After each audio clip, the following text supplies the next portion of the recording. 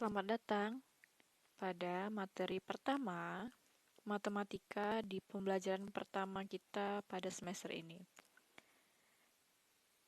Pada materi ini kita akan membahas mengenai perbandingan dua besaran berbeda, yaitu ada kecepatan rata-rata dan debit, dan kemudian kita akan belajar mengenai skala. Sebenarnya ini materi pada semester 1. Namun karena tidak terkejar, jadi Ibu alihkan untuk masuk pada materi di semester awal semester genap, yaitu semester 2. Sekedar untuk kita pembelajaran dan mengingat mengenai perbandingan. Baiklah, kita masuk pada materi pertama, yaitu perbandingan dua besaran berbeda yang diawali dengan kecepatan rata-rata. Perbandingan dua besaran berbeda jenis, yaitu jarak dan waktu tempuh, yang disebut juga dengan kecepatan rata-rata. Jadi, kecepatan rata-rata itu ya perbandingan antara jarak dan waktu tempuh. Maka, cara mencari kecepatan rata-rata adalah jarak dibagi waktu. Di sini sudah ada rumus mencari kecepatan rata-rata, di mana kecepatan rata-rata itu diwakili dengan lambang V. Kemudian jarak yang ditempuh, lambangnya S. Kemudian waktu ditempuh, lambangnya T. Jadi V sama dengan S per T atau S dibagi T. Yang artinya kecepatan rata-rata sama dengan jarak yang ditempuh per waktu yang ditempuh atau jarak yang ditempuh dibagi waktu yang ditempuh. Nah, jika kita mencari kecepatan rata-rata, rumusnya masih sama seperti yang tadi, yaitu V sama dengan S per T atau kecepatan rata-rata sama dengan jarak yang ditempuh per atau dibagi waktu tempuh. Nah, jika yang kita cari itu waktu tempuh, maka rumusnya akan berbeda, yaitu T sama dengan S per V, yang mana T itu waktu tempuh sama dengan S, jarak yang ditempuh per atau dibagi V, kecepatan rata-rata. Jadi jika kita mencari waktu tempuh, ya caranya adalah jarak yang ditempuh dibagi kecepatan rata-rata. Nah, bagaimana jika jarak yang ditempuh yang dicari?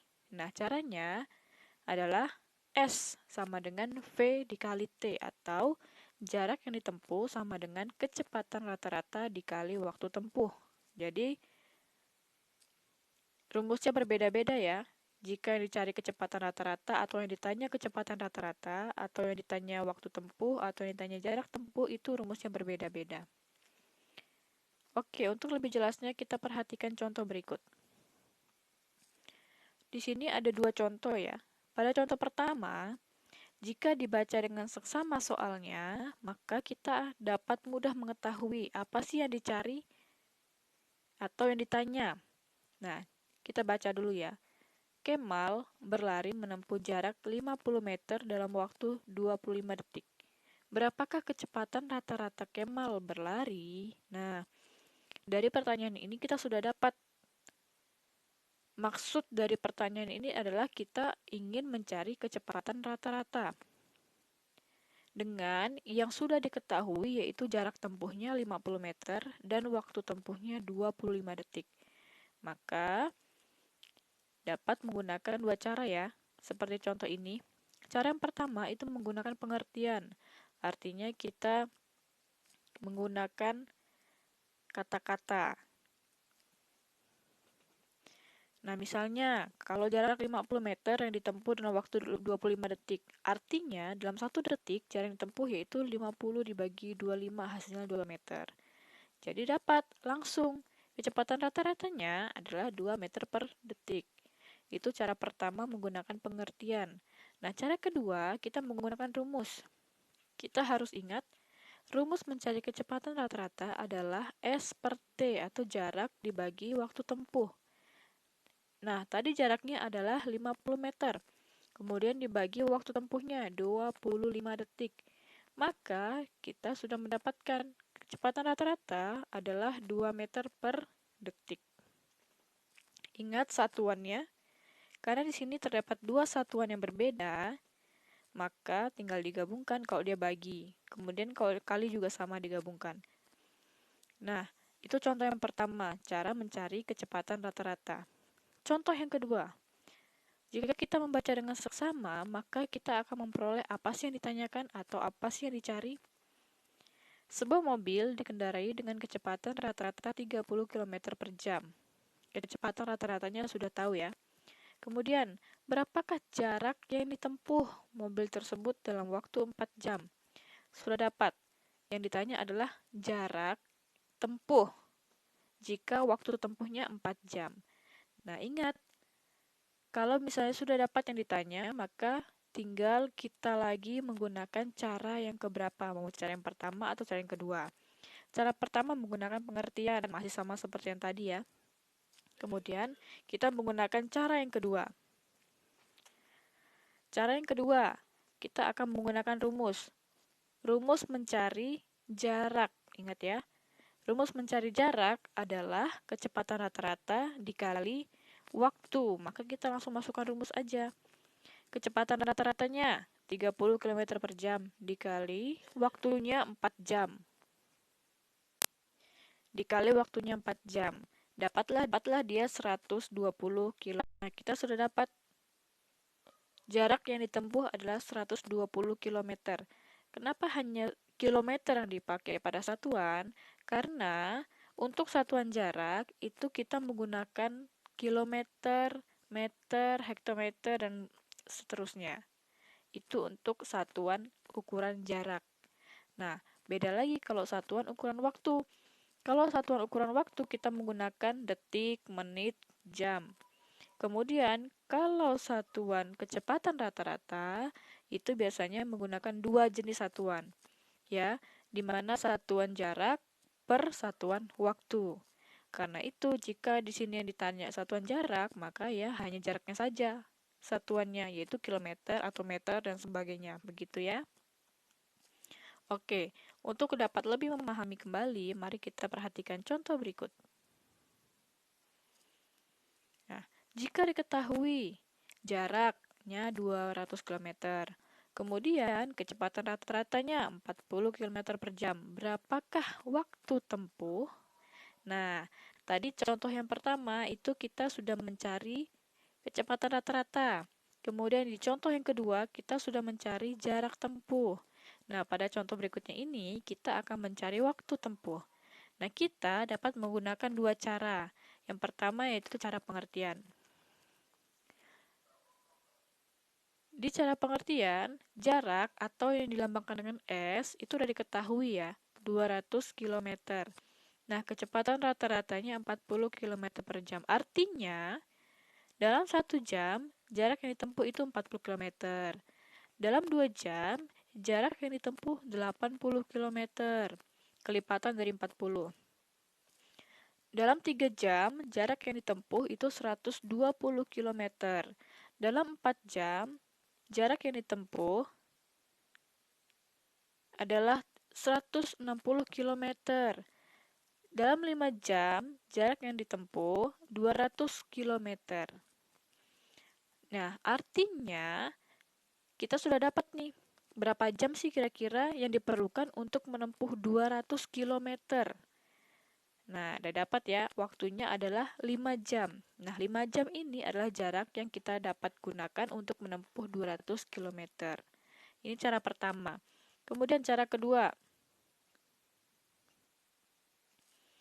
kita dapat menggunakan rumus, yaitu mencari rumus waktu tempuh. Masih ingat yang tadi ya? Rumus waktu tempuh adalah T sama dengan S per V, yang mana T melambangkan waktu sama dengan S itu jarak per atau bagi V itu kecepatan rata-rata. Berarti jarak dibagi kecepatan rata-rata. Nah, tadi jaraknya itu 200 km per atau dibagi kecepatan rata-ratanya itu 40 km per jam. Berarti 200 dibagi 40 hasilnya 5 jam. Kenapa cuma 5 jam? Karena satuan waktu adalah jam. Selain itu ada menit dan ada detik. Begitu ya. Jadi, waktu yang ditempuh dari jarak 200 km dengan kecepatan rata-rata 40 km per jam adalah 5 jam. Sudah mulai paham ya? Nah, sekarang kita akan menyimak lagi. Di sini ada studi kasus, anggaplah seperti itu ya. Di sini ada gambar seorang anak sedang menaiki sepedanya. Setiap hari, Ari pergi ke sekolah dengan mengendarai sepeda. Jarak antara rumah dan sekolahnya adalah 600 meter. Ia berangkat dari rumah pukul 6.45 dan tiba di sekolah pukul 7. Berapa lamakah waktu yang diperlukan Ari untuk berangkat ke sekolah? Berapa kilometer per jam kecepatan rata-rata Ari mengendarai sepedanya? Nah, dari pertanyaan ini kita dapat menyimpulkan bahwa ada dua pertanyaan pada soal ini. Pertanyaan pertama adalah berapa lama waktu yang diperlukan Ari untuk berangkat ke sekolah? Karena pada soal tadi atau cerita itu disebutkan dia berangkat pukul berapa dan sampai pukul berapa. Berarti yang ditanya berapa lama waktunya, jaraknya antara berangkat dan sampai. Gitu ya. Kemudian pertanyaan kedua di situ dia bilang kecepatan rata-rata. Jadi kita dapat menggunakan pengertian ataupun dapat menggunakan rumus. Namun di sini Ibu akan lebih mengajarkan pada penggunaan rumus ya. Oke, jawab. Lama perjalanan adalah selisih antara waktu tiba di sekolah dengan waktu berangkat. Nah, selisihnya adalah waktu tibanya itu dia pukul 7 nyampe ke sekolah. Kemudian dia berangkatnya itu pukul 6.45. Berarti selisih antara pukul 7 dan pukul 6.45 adalah 15 menit. Nah, jadi udah dapat ya. Lama waktu yang diperlukan Ari untuk berangkat ke sekolah adalah 15 menit. Jika waktunya sudah dapat, maka kita masuk pada pertanyaan kedua, yaitu mencari kecepatan rata-rata. Nah, untuk mencari kecepatan rata-rata yang diperlukan adalah kita harus tahu dulu. Ingat rumusnya, kecepatan rata-rata sama dengan V sama dengan S per T. Berarti kita harus tahu jarak dan waktu. Pada soal ini sudah diketahui jaraknya adalah 600 meter. Kemudian waktunya walaupun tadi di pertanyaan pertama ditanya tapi sudah dijawab ya. Waktunya adalah 15 menit. Maka kita akan masukin ke rumus. Kecepatan rata-rata atau V sama dengan S per T, yaitu 600 meter per 15 menit. Begitu ya. Nah, pada soal ini, karena yang dia minta itu adalah kecepatan rata-ratanya bukan pakai meter, tapi pakai kilometer, yaitu kilometer per jam. Kemudian waktunya dia minta jam, bukan minta menit, karena waktu yang sudah diketahui tadi 15 menit. Nah, sedangkan pada soal kedua, dia minta perubahannya dari menit itu ke jam, maka kita akan mengubah yang pertama. Jaraknya itu dari meter menjadi kilometer, kemudian waktunya dari menit menjadi jam. Nah, kita ubah dulu yang pertama, yaitu jarak. 600 meter itu sama dengan berapa kilometer? Jawabannya udah ada di situ ya. Karena meter ke kilometer itu dibagi 1000, maka 600 dibagi 1000. Hasilnya 600 meter itu sama dengan 0,6 kilometer. Sudah dapat jaraknya ya. Sekarang kita mencari waktu. Tadi waktunya sudah dapat 15 menit, kita akan ubah menjadi jam. Ingat, kalau 1 jam itu sama dengan 60 menit. Kita sudah belajar pada semester pertama kemarin. Nah, jika dibalik 1 menit itu berapa jam? Nah, jika dibalik berarti dia menjadi bagi. Berarti 1 per 60. 1 menit berarti 1 per 60 jam. Nah, jika 15 menit jadi berapa jam? Ya begini jadinya. 15 menit sama dengan 15 dikali 1/60 jam sama dengan berapa? Udah ada ya? Jadi 15 kali 1, 15/60 jam. Sama dengan 1/4 jam. Nah, sudah dapat ya waktunya ya? Waktunya berarti yang tadinya 15 menit menjadi 1/4 jam. Nah, setelah kita sudah mengubah semua satuan ukurannya, kita tinggal masukkan ke rumus. Kembali, kecepatan rata-rata sama dengan S per T, yaitu jaraknya 0,6 km per waktunya 1/4 jam. Ini caranya ya. Nah, setelah itu barulah dapat 0,6 dibagi 1/4. Hasilnya, kenapa di situ dibalik? Nah, untuk lebih mudah dalam pengerjaan, kamu dapat membalik yang tadinya bagi menjadi kali, kalau itu pecahan. Bagaimana? Caranya, yang harusnya tadi pembilang di atas, penyebut di bawah, maka kita ubah penyebut tadi diubah menjadi pembilang, yaitu naik ke atas, kemudian pembilang kita ubah menjadi penyebut turun ke bawah. Jika kita mau mengubah pecahan biasa yang tadinya bagi menjadi pecahan biasa untuk dikalikan. Begitu ya. Maka 0,6 dikali 4/1. Dapatlah hasilnya 2,4. Nah, maka pertanyaan kedua sudah terjawab. Jadi, kecepatan rata-rata Ari mengendarai sepedanya adalah 2,4 km per jam. Seperti itu ya. Oke, untuk dapat lebih meningkatkan pemahaman kita, mari kita menyimak lagi atau mencoba satu soal. Nah, sebuah mobil melaju dengan kecepatan rata-ratanya 60 km per jam. Nah, jarak yang ditempuh itu 120 km. Berapakah waktu yang ditempuh mobil untuk sampai di tempat tujuan? Nah, dari soal ini kita sudah dapat tujuan dari pertanyaan ini adalah mencari waktu tempuh. Berarti kita harus ingat rumus waktu tempuh apa. Ingat ya, kalau rumus waktu tempuh tadi apa? Masih ingat? Maka kita tinggal masukin saja. Nah, di sini Ibu menggunakan rumus agar lebih mudah. Yang sudah diketahui jarak atau S itu 120 km. Kemudian kecepatan rata-rata atau V yaitu 60 km per jam. Nah, perbedaannya soal ini dan soal yang tadi, yang sudah kita pelajari ini sebelumnya, yang gambar itu ya, pada gambar. Perbedaannya adalah, kalau soal pada gambar, itu dia mengubah satuan ukuran. Yang tadinya dari meter menjadi kilometer, kemudian dari menit menjadi jam. Karena di soalnya dia minta satuan ukurannya itu, yaitu kilometer per jam. Nah, pada soal yang ini, selanjutnya yang di samping ini yang kita sedang pelajari sekarang, tidak perlu mengubah satuan ukuran karena tidak diminta untuk mengubah satuan ukuran. Karena sama aja, yaitu sama-sama kilometer, kemudian minta waktu jam. Begitu ya. Oke, tinggal kita masukin rumus. T sama dengan S per V atau waktu sama dengan jarak per kecepatan rata-rata.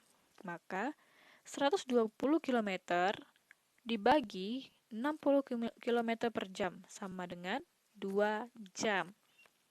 Ingat, untuk ukuran satuan waktu adalah menggunakan jam, menit, dan detik. Gitu ya. Udah dapat. Jadi, waktu yang ditempuh dari jarak 120 km dengan kecepatan rata-rata 60 km per jam adalah 2 jam. Sudah mulai paham ya? Sudah mulai bisa ya? Oke, kita coba lagi. Sebuah motor melaju dengan kecepatan rata-rata 6 meter per detik dengan waktu tempuh 3 detik. Berapakah jarak yang ditempuh motor tersebut? Nah, jika pada gambar yang ditanya kecepatan rata-rata, kemudian yang tadi itu yang ditanya waktu. Nah, sekarang yang ditanya adalah jarak. Ingat rumus jarak ya. Oke, kita akan menjawab. Nah, yang sudah diketahui adalah kecepatan rata-rata atau V itu 6 meter per detik.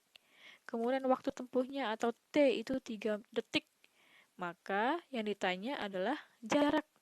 Kita tinggal masukin saja rumusnya. S sama dengan V dikali T atau jarak sama dengan kecepatan rata-rata dikali waktu tempuh. Nah, kecepatan rata-ratanya adalah 6 meter per detik dikali waktu tempuhnya 3 detik. Maka dapatlah jaraknya adalah 18 meter. Ingat, untuk satuan ukuran jarak itu menggunakan meter, kilometer, hektometer, dekameter, dan seterusnya. Harus ingat ya. Jadi, jarak yang ditempuh dengan kecepatan rata-rata 6 meter per detik dengan waktu tempuh 3 detik adalah 18 meter. Sudah bisa mulai paham ya jika ada soal-soal cerita begini ya. Yang penting kita harus ingat rumus. Oke, sekarang kita lanjut pada permasalahan selanjutnya ya, agar kita dapat lebih memahami materi ini. Di sini ada soal cerita. Wawan bersama keluarganya pergi berlibur ke pantai menggunakan mobil. Jarak rumah Wawan dengan pantai adalah 150 km. Ayah Wawan mengendarai mobil tersebut dengan kecepatan rata-rata 60 km per jam. Jika Wawan dan keluarganya berangkat pada pukul 8.45, pukul berapakah mereka tiba di pantai? Nah, dari pertanyaan ini atau dari soal ini sudah dapat disimpulkan ya, dia itu menanyakan waktu tiba atau waktu sampai. Begitu ya. Nah, pada pemecahan masalah ini ada dua cara yang akan digunakan. Yaitu cara pertama yaitu menggunakan pengertian sama seperti yang tadi. Kemudian cara kedua kita menggunakan rumus. Nah, untuk kita menggunakan pengertian. Tadi sudah diketahui jaraknya itu 150 km. Terus kecepatan rata-ratanya 60 km per jam. Yang artinya dalam 1 jam jarak tempuhnya itu 60 km. Kemudian dalam 2 jam jarak tempuhnya itu 2 kali 60 km yaitu 120 km. Nah, sedangkan jarak yang ditempuh mereka adalah 150 km. Maka sisa jarak yang 150 km kemudian ditempuh dalam 2 jam itu 120 km, sisanya adalah 30 km. Yaitu dalam waktu setengah jam. Ya. Kenapa bisa setengah jam? Ingat, tadi dalam 1 jam jarak yang ditempuh 60 km. Nah, jika yang ditempuh 30 km, maka waktu tempuhnya hanya setengah jam. Nah, sudah dapat nih dari pengertian ini.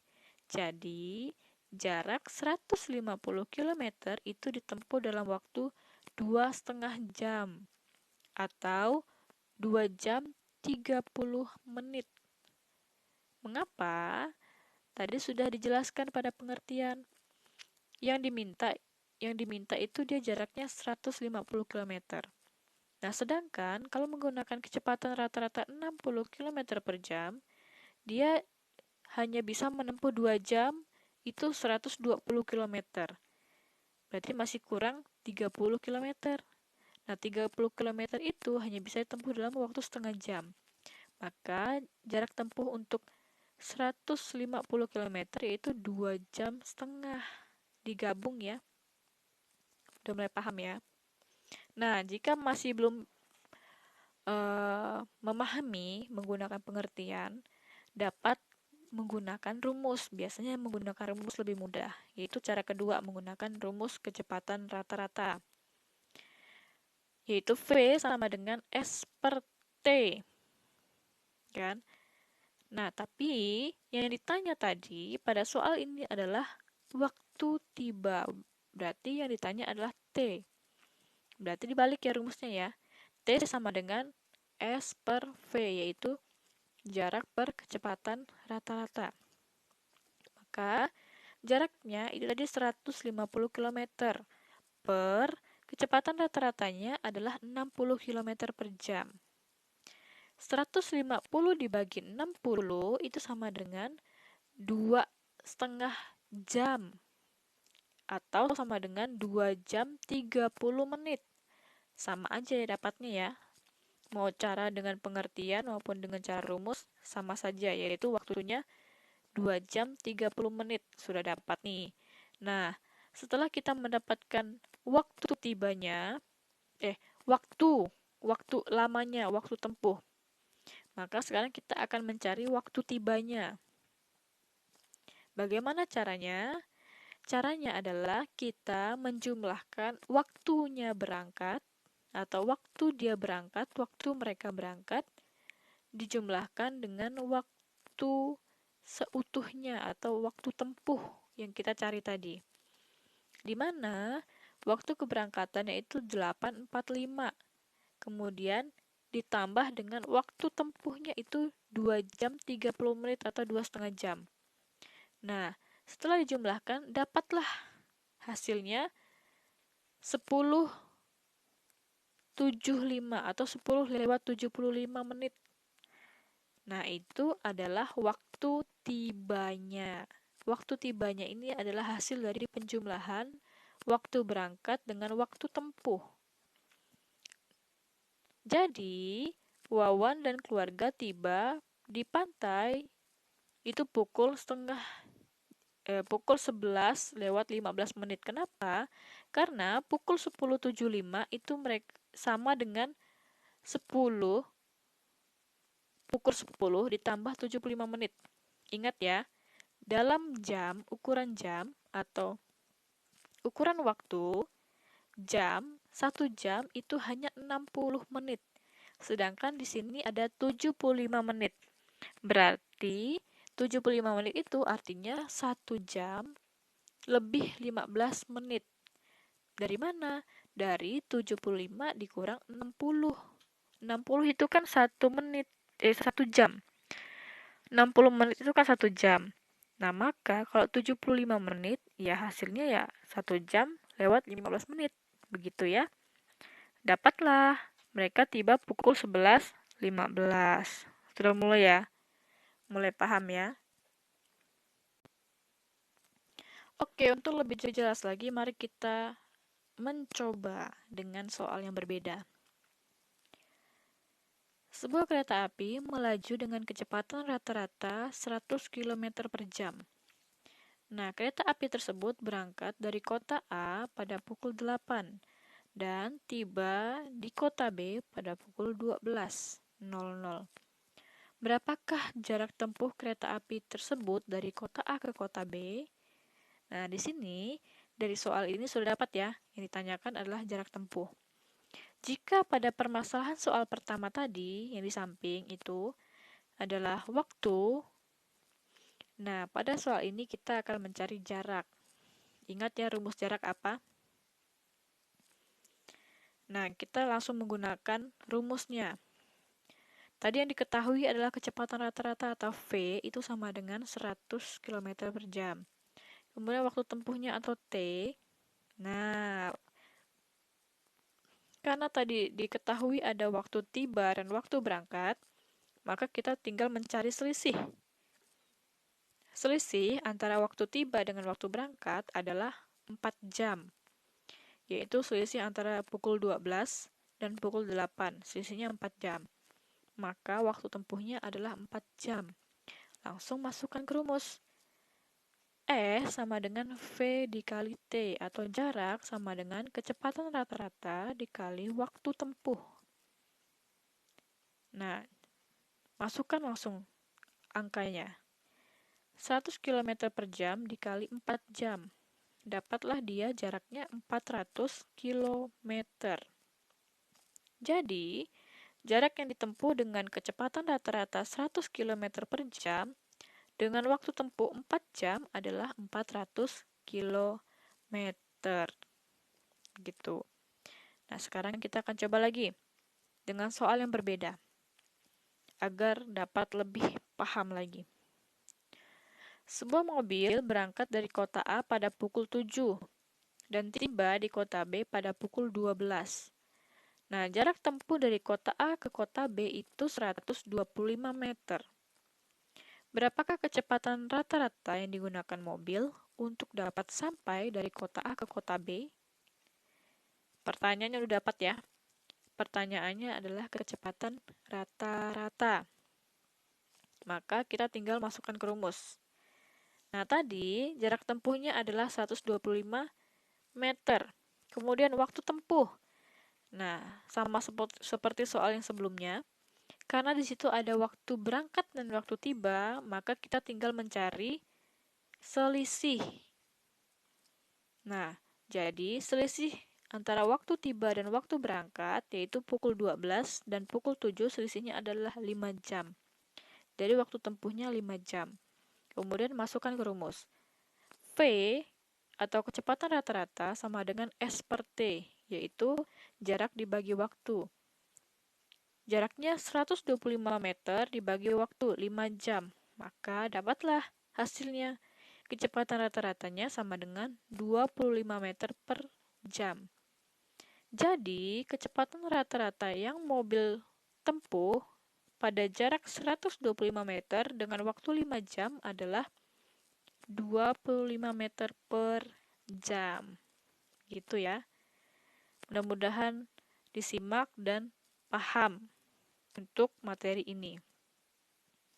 Sekarang kita masuk pada materi yang kedua, pada perbandingan yang tadi ya, lanjutannya tadi, yaitu kita akan belajar mengenai debit. Debit itu termasuk dalam materi perbandingan dua besaran berbeda. Kalau tadi itu kecepatan rata-rata, sekarang kita belajar debit. Perbandingan dua besaran berbeda jenis, yaitu volume dan waktu, yang disebut juga dengan debit. Jadi debit itu adalah perbandingan antara volume dan waktu. Nah, jadi untuk mencari rumus debit adalah volume dibagi waktu, yang mana debit itu diwakili dengan lambang D, volume itu V, dan waktu tetap T. Maka untuk mencari debit, yaitu sama dengan volume dibagi waktu. Begitu ya. Oke, untuk dapat lebih jelasnya, kita akan masuk pada contoh. Oh, belum. Masih ada rumus lagi nih ternyata. Nah, jika tadi itu mencari debit, rumusnya adalah D sama dengan V per T, yaitu volume per waktu. Nah, jika kita mencari waktu, maka rumusnya berbeda lagi, yaitu T sama dengan V per D atau volume per debit.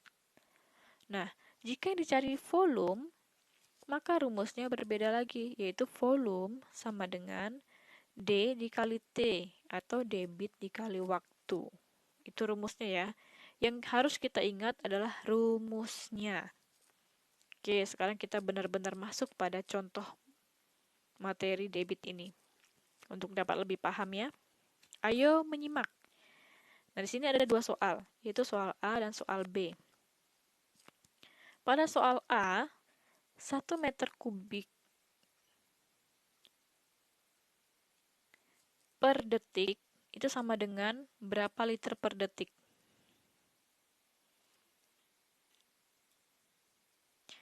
Nah, caranya di sini 1 meter kubik per detik satuannya adalah, ingat, meter kubik atau meter pangkat 3 per detik.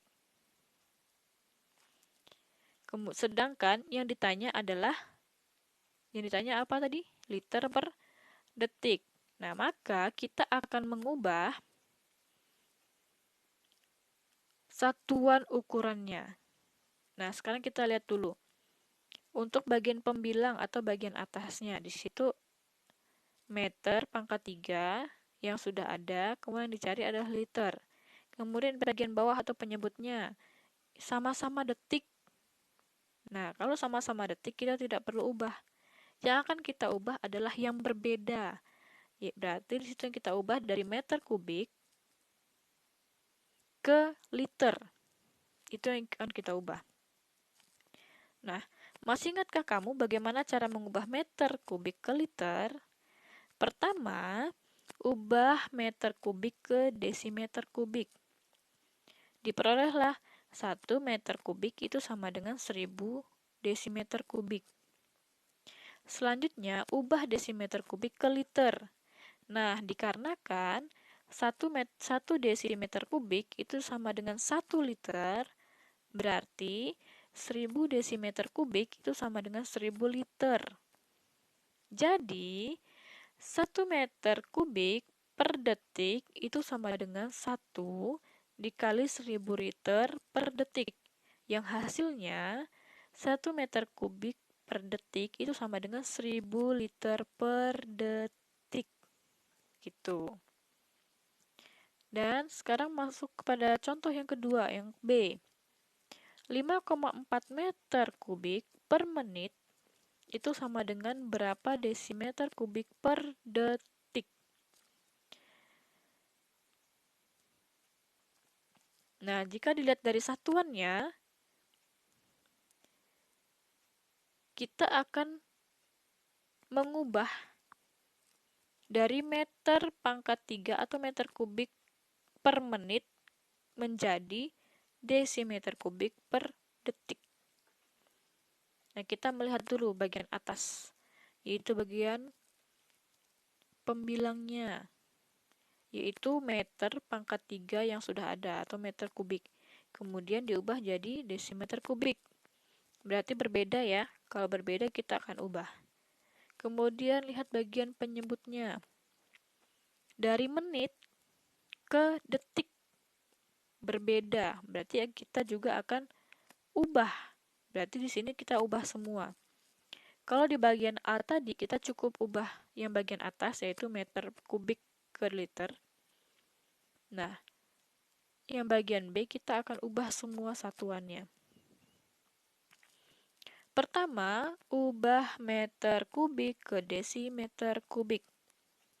Ingat tangga ukuran atau tangga pengukuran ya. Diperolehlah 1 meter kubik itu sama dengan 1000 desimeter kubik. Udah dapat ya berarti ya. Sudah dapat diubah dari meter kubik ke desimeter kubik. Kedua, ubah menit ke detik. Nah, masih ingat ya satuan ukuran. 1 menit itu sama dengan 60 detik. Nah, sudah dapat nih dari kita ubah menit menjadi detik. Setelah kita ubah, langsunglah kita masukkan ke rumus. Jadi, 5,4 meter kubik per menit itu sama dengan 5,4 meter kubik dibagi 1 menit, sama aja gitu artinya. Nah, kita tinggal masukin yang sudah kita ubah tadi. Jadi, 5,4 dikali 1000 desimeter kubik. Kenapa? Karena tadi kita sudah ubah meter kubik menjadi desimeter kubik, yaitu 1000. Maka tinggal kalikan. 5,4 kali 1000 desimeter kubik per 1 dikali 60 detik. Dari mana? Karena 1 menit sama dengan 60 detik. Lalu, hasilnya 5400 desimeter kubik per 60 detik sama dengan 90 desimeter kubik per detik.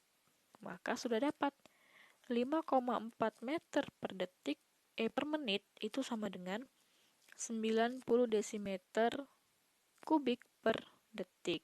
Itulah hasilnya. Nah, sekarang kita akan memperdalam lagi pengetahuan kita dengan mencoba. Di sini ada dua soal, namun kita akan belajar satu soal dulu.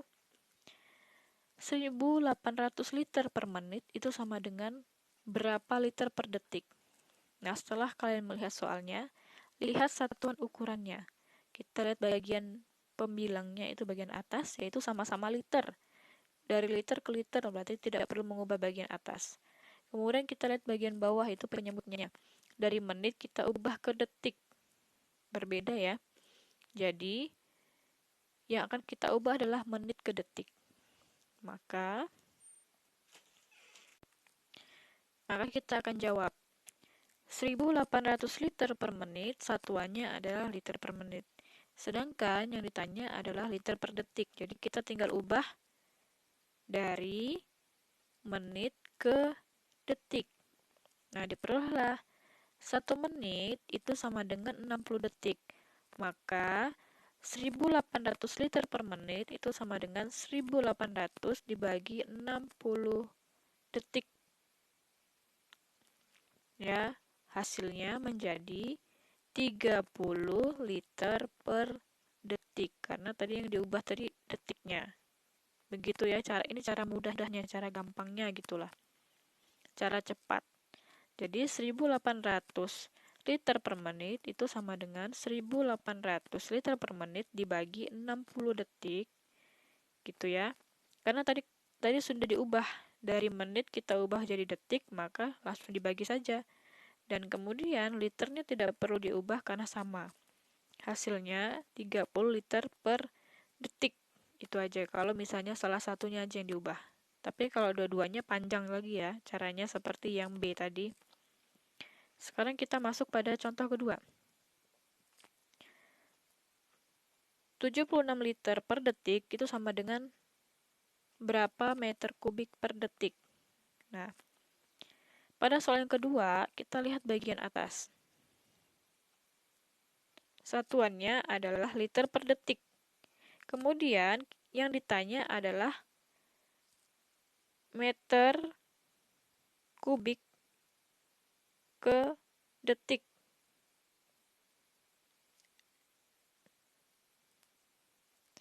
Jadi, kita akan mengubah dari liter menjadi meter kubik. Itu yang kita akan ubah ya. Maka, didapatlah. Pertama-tama kita akan mengubah liter menjadi meter kubik. 1 liter itu sama dengan 1 per 1000 meter kubik. Nah, berarti kalau 76 liter itu sama dengan 76 dibagi 1000 meter kubik. Hasilnya 0,076 meter kubik.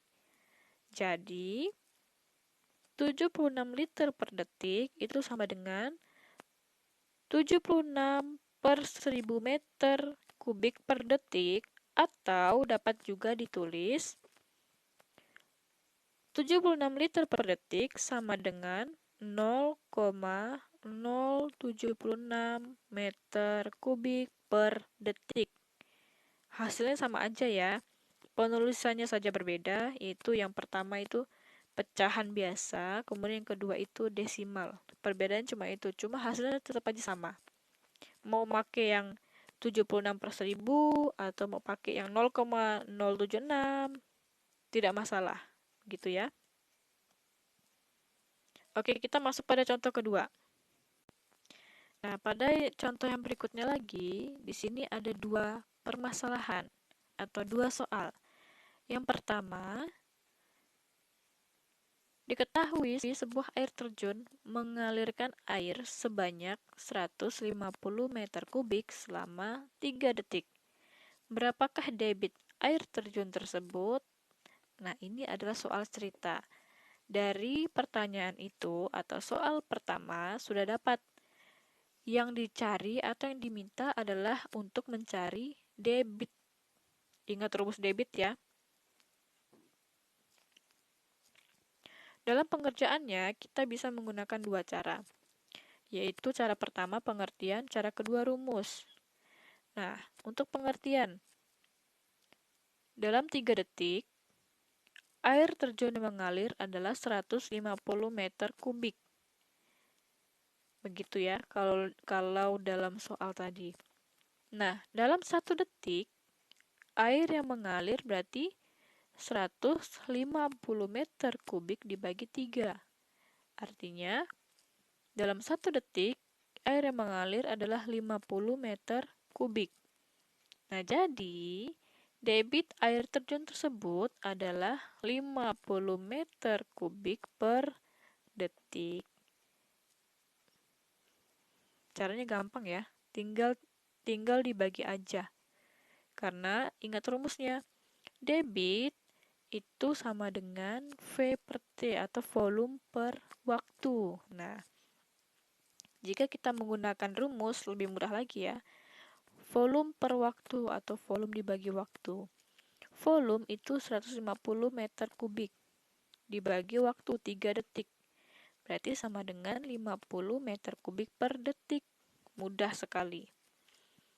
Bisa langsung dengan menggunakan rumus. Sekarang kita masuk pada contoh yang kedua.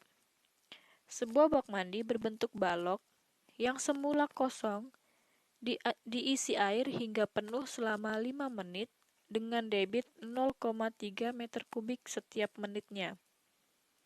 Nah, berapakah liter volume bak mandi tersebut? Yang ditanya adalah volume. Jadi, sudah bisa ya. Yang ditanya adalah volume, maka tinggal cari aja volumenya berapa. Kita akan lihat cara pertama, yaitu pengertian. Debit itu 0,3 meter kubik per menit. Artinya, dalam waktu 1 menit, volume air pada bak mandi adalah 0,3 meter kubik. Nah, jika 1 menit 0,3 meter kubik, berarti kalau dalam waktu 5 menit berapa meter kubik volumenya? Nah, caranya kalau 1 menit itu 0,3 meter kubik volumenya, berarti kalau 5 menit, ya udah 5 dikali 0,3 meter kubik. Sama dengan 1,5 meter kubik. Kemudian kita ubah menjadi liter, karena yang ditanya volume air dalam bak, tapi satuannya liter. Nah gitu ya, pertanyaannya begitu yang diminta. Maka yang sudah ditemukan tadi adalah 1,5 meter kubik, kita ubah menjadi liter. Pertama-tama ubah dulu menjadi desimeter kubik. Kenapa? Karena desimeter kubik itu sama dengan liter. Hasilnya sama. Maka 1,5 meter kubik itu sama dengan 1.500 desimeter kubik atau 1.500 liter. Berarti sudah dapat tuh berapa liter volume bak mandi tersebut. Hasilnya adalah 1.500 liter. Itu cara menggunakan pengertian. Sekarang kita akan menggunakan rumus. Mencari volume itu sama dengan D dikali T atau debit dikali waktu. Debitnya adalah 0,3 meter kubik per menit dikali waktunya 5 menit. Berarti tinggal kita kalikan. Namun, karena yang diminta di sini tadi adalah liter, maka meter pangkat 3 atau meter kubik kita ubah menjadi liter.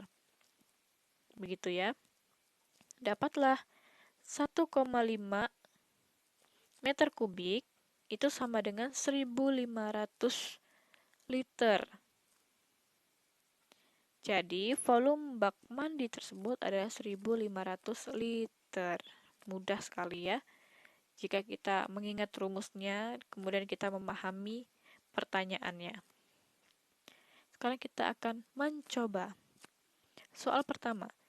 Jika debit air sungai adalah 12 desimeter kubik per detik, maka berapa waktu yang diperlukan untuk mengalirkan 12.000 liter air? Pertanyaannya sudah jelas. Yang ditanya adalah waktu. Nah, jika tadi dicontoh, ayo menyimak, itu pada soal pertama dia tanyakan debit, kemudian pada soal kedua yang ditanyakan adalah volume. Nah, pada contoh yang akan kita coba ini yang ditanyakan adalah waktu. Masih ingat rumus ya? Nah, sekarang kita menggunakan cara pertama, yaitu pengertian. Pertama, kita akan mengubah satuan volume air yang mengalir dari liter ke desimeter kubik, yaitu 1 liter sama dengan 1 desimeter kubik. Maka, jika 12 liter, bukan 12 liter, 12.000 liter itu sama dengan 12.000 desimeter kubik. Nah, kemudian debit air yang mengalir adalah 12 desimeter kubik per detik, yang artinya waktu yang digunakan air mengalir dengan volume 12 desimeter kubik adalah 1 detik. Nah, jika volume air itu 12.000 desimeter kubik, berarti kira-kira berapa detik? Hasilnya 12.000 ya dibagi 12. Karena kalau 12 desimeter kubik aja itu 1 detik. Berarti kalau 12.000 desimeter kubik berapa detik? Tinggal dibagikan 12, hasilnya 1.000 detik. Jadi, waktu yang diperlukan untuk mengalirkan 12.000 liter air dengan debit air 12 desimeter kubik per detik adalah 1.000 detik. Itu jika menggunakan menggunakan cara pertama, yaitu pengertian. Sekarang kita akan menggunakan cara kedua, yaitu rumus. Kita tinggal masukkan saja ke rumus, karena yang ditanya adalah waktu.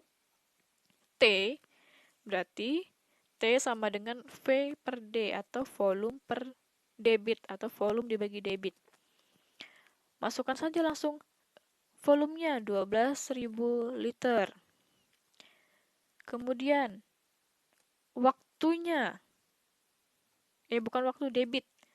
Debitnya 12 desimeter kubik per detik. Ya. Nah, setelah itu tinggal kita bagikan. Ingat, desimeter kubik itu sama dengan liter. Jadi, langsung saja dibagikan karena sama aja nilainya. 12.000 dibagi 12 itu sama dengan 1.000 detik. Nah, sudah dapat. Jadi, waktu yang diperlukan untuk mengalirkan 12.000 liter air dengan debit 12 desimeter kubik per detik adalah 1.000 detik. Nah, jika kalian melihat, tadi di volume itu pakai satuan ukuran desimeter kubik, kemudian di debit itu desimeter kubik, yang awalnya itu liter, kemudian desimeter. Diubah ya. Mengapa? Karena satuan itu harus sama. Walaupun senilai, tapi tetap harus sama. Itu intinya. Oke, mengenai materi debit sudah selesai. Semoga dapat paham ya. Yang penting itu ingat rumus, begitu. Nah, sekarang kita masuk pada materi skala. Skala merupakan perbandingan antara jarak pada denah dengan jarak sebenarnya. Jadi, skala adalah jarak pada gambar dibagi jarak sebenarnya. Skala tersebut termasuk perbandingan besaran sejenis dengan satuan yang sama. Biasanya pada denah ada skala. Contohnya ya, 1 berbanding 3.000. Artinya, jarak 1 cm pada denah sama dengan jarak 3.000 cm pada ukuran sebenarnya. Itu cm ya, bukan sm. cm. Salah ketik. Nah, itu arti dari 1 banding 3.000. Skala, arti skala 1 banding 3.000. Itu artinya ya. Oke, sekarang kita masuk pada contoh. Nah, pada suatu peta diketahui jarak dua kota adalah 4 cm. Ada dua kota nih, jaraknya 4 cm. Sedangkan jarak sebenarnya adalah 1.600 km. Berapakah skala peta tersebut? Kita akan mencari skala. Nah, kita dapat menggunakan dua cara. Seperti yang tadi, yaitu pertama pengertian, yang kedua rumus. Cara pengertian. Nah, tadi sudah diketahui jarak pada peta adalah 4 cm. Kemudian jarak sebenarnya adalah 160 km. Nah, karena di sini satuannya berbeda, ada yang cm, kemudian ada kilometer, kita tinggal ubah salah satu satuan menjadi sama. Bisa menggunakan cm, bisa menggunakan kilometer. Nah, di sini kita akan menggunakan cm. Maka 160 km kita ubah menjadi sentimeter, yaitu 16 juta sentimeter. Pada peta tersebut, jarak 4 cm itu mewakili 16 juta sentimeter. Berarti, jarak 1 cm mewakili 16 juta sentimeter dibagi 4, yaitu 4 juta sentimeter. Maka, skala pada peta tersebut adalah 1/4 juta. Udah bisa ya? Paham ya? Nah, sekarang kita menggunakan rumus perbandingan cara kedua. Biasanya menggunakan rumus lebih mudah ya, lebih cepat begitu. Nah, sekarang kita akan menggunakan rumus perbandingan. Tadi, pada soal itu perbandingannya, kalau skala, ingat ya, perbandingan skala adalah jarak pada peta berbanding jarak sebenarnya. Harus ingat itu. Maka, tadi jarak pada petanya 4 cm, berbanding harusnya jarak sebenarnya 160 km. Namun, karena kita sudah ubah untuk menyamakannya, satuannya, kita ubah ke cm, maka perbandingannya adalah 16 juta cm. Nah, jadi 4/16 juta. Ya. Nah, sekarang kita akan menggunakan skala. Ukuran skala itu selalu di bagian depan, perbandingan bagian depan adalah 1. Harus selalu 1. 1 banding berapa, 1 banding berapa, begitu. Nah, jadi untuk menghasilkan 1 banding, kita akan membuat 4 ini menghasilkan 1. Berarti 4, untuk bisa dapat 1 adalah 4 dibagi 4. Begitu juga bisa. Ya, atau 1 dikali 4, dapatlah 4. Maka 1 ini adalah nilai jarak pada peta. Kemudian, yang dari 16 juta dibagi 4. Karena tadi kita mau ubah yang 4 menjadi 1, maka kita sama-sama bagikan 4. Hasilnya adalah 1 berbanding 4 juta. Jadi, skala peta tersebut adalah 1/4 juta. Begitu ya. Yang tadi awalnya 4/16 juta, karena pada peta pasti selalu diawali dengan 1 banding, maka kita ubah semuanya, terutama yang 4 tadi menjadi 1. Berarti sama-sama dibagi 4. Begitu ya. Mudah-mudahan mengerti dan paham. Oke, untuk dapat lebih jelas lagi, sekarang kita akan lihat contoh. Mencoba. Jarak kota A dan kota B sebenarnya adalah 250 km. Ini jarak sebenarnya. Jika jarak kedua kota itu pada peta adalah 5 cm, berapakah skalanya? Dari pertanyaan ini, sebenarnya sama saja seperti yang contoh yang di samping. Yang pertama yang harus kita ubah adalah satuannya. Kita menggunakan cara pertama, menggunakan pengertian. Oke, cara pertama pengertian. Jarak pada peta tadi 5 cm. Kemudian jarak sebenarnya 250 km. Kita akan menyamakan satuan ukurannya menjadi cm. Maka 250 km itu menjadi 25 juta cm. Nah, jarak 5 cm itu mewakili 25 juta cm. Begitu ya, jadi jarak sebenarnya jarak pada peta 5 cm berbanding jarak sebenarnya yaitu 25 juta cm. Nah, untuk membuat skala, ingat perbandingannya harus 1 banding. 1 banding. Nah, jadi kalau misalnya 5 banding 25 juta, kita akan ubah menjadi 1 banding, maka sama-sama dibagi 5. 5 bagi 5, 1. Kemudian 25 juta bagi 5, mendapatlah 5 juta.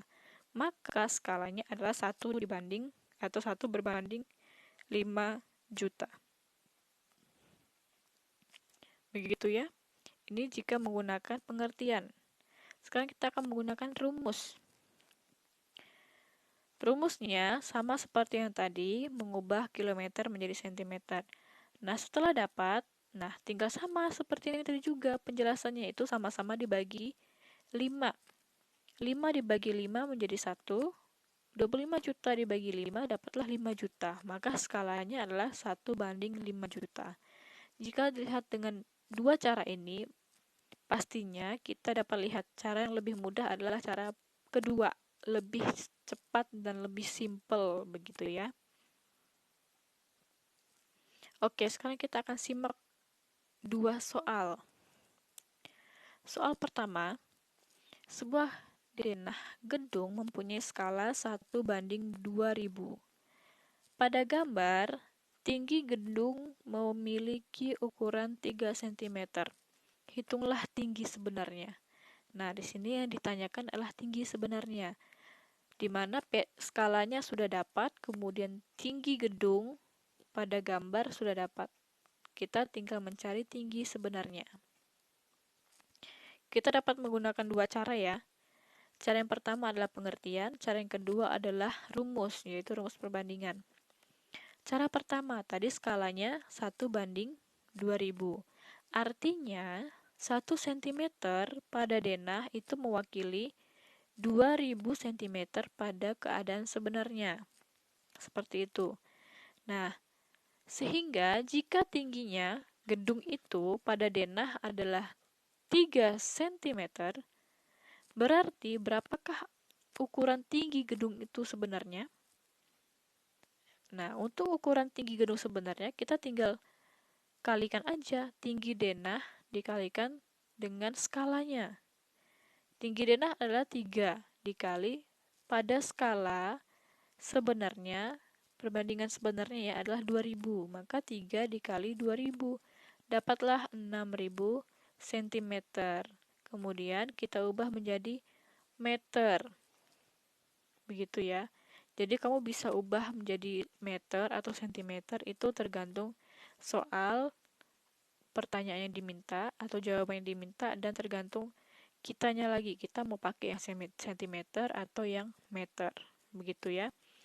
Jadi tinggi sebenarnya gedung tersebut adalah 60 meter atau 6000 cm. Itu jika menggunakan pengertian. Sekarang kita akan menggunakan perbandingan cara kedua. Langsung saja, kalau skalanya tadi sudah diketahui 1 banding 2000, sedangkan ukuran tinggi pada gambar itu adalah 3, kemudian kita akan mencari ukuran gedung sebenarnya, tinggi gedung sebenarnya, tinggal dikalikan aja. 1 pada skala dikali 3 pada tinggi denah, kemudian berbanding 2000 pada skala sebenarnya dikali 3. Dapatlah 3 banding 6000. Yang artinya 3 cm pada ukuran denah itu mewakili 6000 cm pada ukuran tinggi sebenarnya. Sama aja kan? Berarti tinggi sebenarnya adalah 6000 cm atau 60 meter. Begitu. Nah, sekarang contoh yang kedua. Sebuah peta dibuat dengan skala 1 banding 2 juta. Jarak sebenarnya kota A dan kota B adalah 120 km. Tentukan jarak kota A ke kota B pada peta. Nah, tadi yang sudah diketahui adalah skala dan jarak sebenarnya. Berbanding terbalik dengan yang soal pertama. Jika soal pertama tadi yang ditanya adalah tinggi sebenarnya, kalau yang kedua ini adalah pada peta, jarak pada peta. Maka masuk cara pertama, pengertian. Jarak kota A ke kota B sebenarnya adalah 120 km, yang artinya sama aja dengan 12 juta cm. Nah, skalanya tadi adalah 1:2 juta. Artinya, 2 juta cm pada jarak sebenarnya itu mewakili 1 cm pada peta. Berarti, 12 juta cm. Nah, 12 juta cm itu buka kurung 6 kali 2 juta cm. Dapat 6 dari mana? Ada yang tahu dapat 6 dari mana? Nah, sekarang kita akan lihat pada skala. Tadi, skalanya adalah 1:2 juta. Artinya, 1 cm itu mewakili 2 juta. 1 cm pada peta itu mewakili 2 juta pada jarak sebenarnya. Berarti, kalau misalnya 120 km atau 12 juta cm pada jarak sebenarnya, itu mewakili berapa? Nah, dapatlah langsung aja 12 juta dikali 6. Kenapa? Karena kita akan bukan. Nah, dapat 12 juta itu dari 6 dikali 2 juta. Nah, itu pada ukuran sesungguhnya. Kemudian 6 dikali 1 cm pada peta. Jadi jaraknya adalah 6 cm. Begitu. Agak susah ya untuk pengertian. Kita masuk ke rumus perbandingan, lebih mudah. Nah, jarak kota A ke kota B sebenarnya itu tadi adalah 120 km, yang artinya sama aja dengan 12 juta cm. Nah, perbandingan jarak pada peta dengan jarak sebenarnya adalah berapa? Ya udah pertama kita tulis skalanya dulu. Skalanya adalah 1:2 juta. Kemudian sama dengan jarak pada petanya masih 0. Kemudian jarak sebenarnya adalah 12 juta. Nah, kalau sudah begini tinggal dibalikin. Dapatlah 12 juta dikali 1 dibagi 2 juta. Hasilnya jadi 6. Jadi, jarak kota A dan kota B pada peta adalah 6 cm. Lebih mudah dengan menggunakan rumus daripada dengan pengertian, karena pengertian akan lebih panjang menjelaskan. Begitu ya. Oke, sekarang kita masuk pada contoh. Sebuah taman bermain memiliki bentuk persegi panjang dengan panjang 125 meter dan lebar 50 meter. Sketsa taman bermain itu mempunyai skala 1:2500. Berapakah panjang dan lebar taman bermain tersebut? Nah, pada peta pertanyaannya. Panjang dan lebar pada peta atau pada sketsa. Tinggal kita masukkan. Cara pertama, menggunakan pengertian.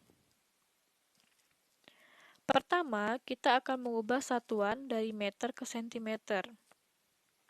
Karena skala itu selalu satuannya pasti sentimeter.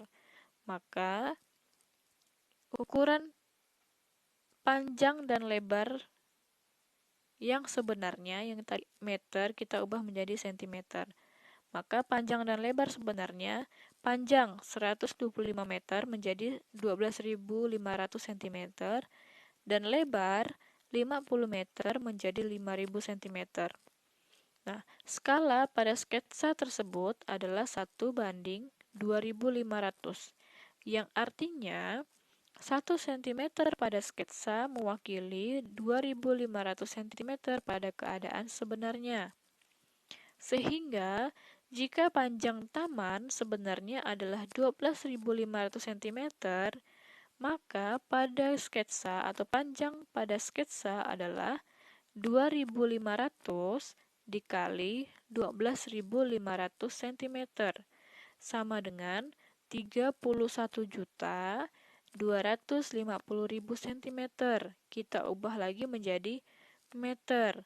Hasilnya 312.500 meter. Jadi kamu bisa menggunakan sentimeter ataupun meter. Itu tergantung soalnya lagi. Dan kemudian lebar taman sebenarnya adalah 5.000 cm, maka lebar pada sketsa adalah 2.500 dikali 5.000 cm sama dengan 12.500.000 cm, atau kita ubah menjadi meter menjadi 125.000 meter. Jadi sama aja nilainya. Yang ibu gelapin itu nilainya sama aja. Mau tulis cm atau mau tulis meter itu sama aja. Yang pasti kalau ukuran skala itu selalu cm. Kemudian kalau panjang, lebar itu pasti bisa cm juga bisa meter. Begitu. Nah, sekarang kita menggunakan cara kedua, yaitu rumus perbandingan. Nah, tadi panjang sebenarnya itu 12.000 cm. Panjang sebenarnya. Dari mana? Dari ubah 125 meter menjadi cm, yaitu 12.500 cm. Nah, kalau misalnya panjang sebenarnya 12.500 cm, kemudian skalanya 1:2.500, tinggal kita masukin aja. Nah, jadi panjang sebenarnya sama dengan 1 skala 1 dikali 12.500, yaitu 1 pada peta dikali 12.500 panjang. Terbalik. Oh, benar. 1 pada peta dikali 12.500 banding 2.500 pada keadaan sebenarnya dikali 12.500 pada panjang sebenarnya.